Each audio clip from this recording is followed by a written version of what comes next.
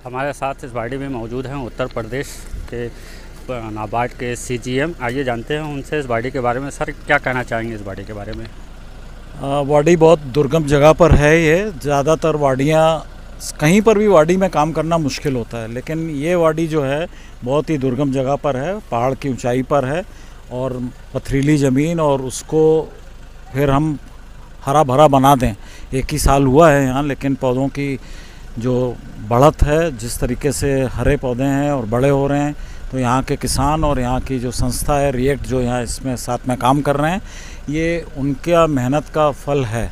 और जिस तरह के इन्होंने इसमें साथ में इंटरवेंशन लगाए हैं, सोलर पंप लगाया है, मल्चिंग कर रहे हैं, इंटरक्रॉपिंग करते हैं, जिसको हम लोग अंतर फसली चीज़ें कहते हैं, तो इससे मेरा पूरा विश्वास है कि आगे आने वाले 3-4 साल में ये वाड़ी में बहुत फल उत्पादन होगा, बहुत अनाज उत्पादन होगा। और यहाँ के जो किसान हैं, करीब जो हमारे 500 किसान हैं, जो इस आदिवासी परिवार के लोग जो इससे जुड़े हैं, उन सबकी आय में बढ़ोतरी होगी, उनके जीवन में सुधार आएगा।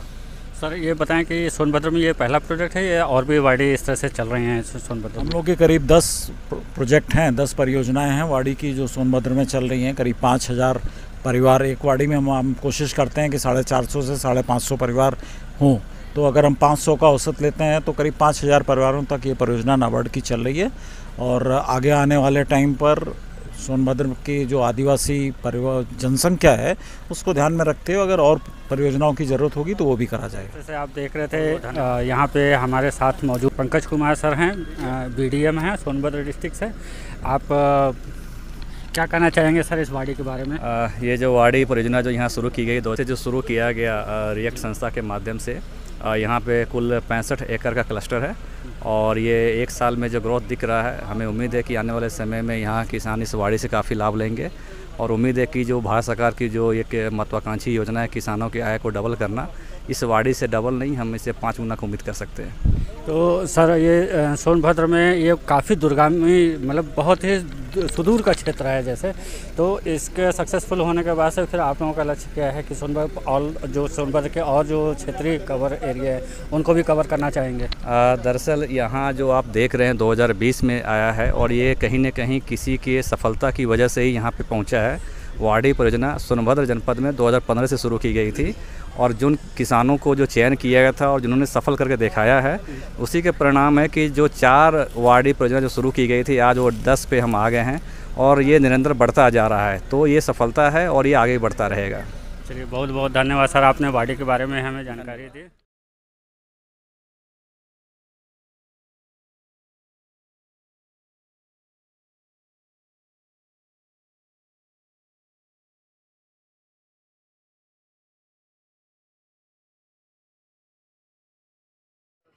सर का टोपी पहना करके स्वागत होगा। सर का टोपी पहना करके स्वागत हुआ। बाड़ी किसानों द्वारा बाड़ी कमेटी के अध्यक्ष को आप एक धनुष देकर के स्वागत हुआ। बहुत बहुत धन्यवाद। अब हम श्री राजू शर्मा सर से अनुरोध करेंगे कि धनुष का कमान खींच करके तीर को अंदाजेंगे। प्रदर्शन हमारे किसानों के द्वारा छोटे-छोटे साधनों से स्वागत हुआ।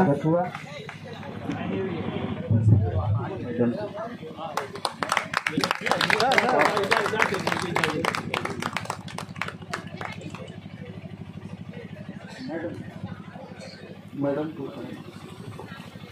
श्रीमती रुचि चौहान, चंदन जी,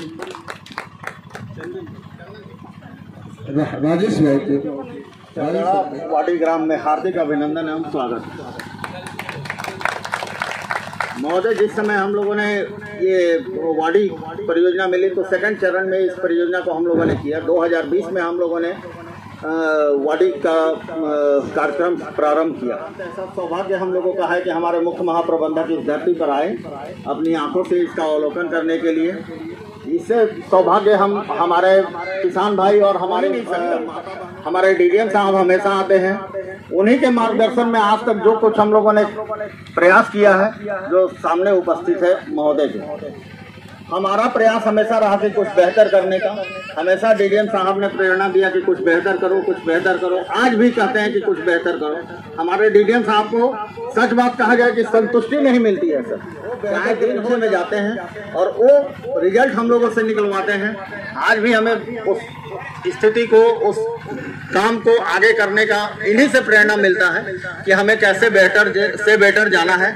और हमारे पूर्व सहयोगी संस्था भी है, MDDS है, सर्च है, YMC है, विधान है, इन लोगों के भी मार्गदर्शन हमेशा हमें समय समय पर मिलते रहता है। खास करके मुकेश जी का हम धन्यवाद करते हैं कि इन्होंने हमेशा समय समय पर आकर के मेरे वाड़ी में किसानों के साथ डिस्कशन किया, कैसे करना है, नहीं करना है। हॉर्टिकल्चर एक्सपर्ट भी होता है तो जाकर के समय समय पर समय दिया कीजिए।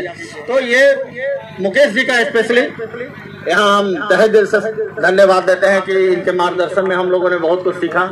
और हमारे जो कन्हैया है, चाहे जितने भी स्टाफ हैं, इन लोगों ने मेहनत किया है।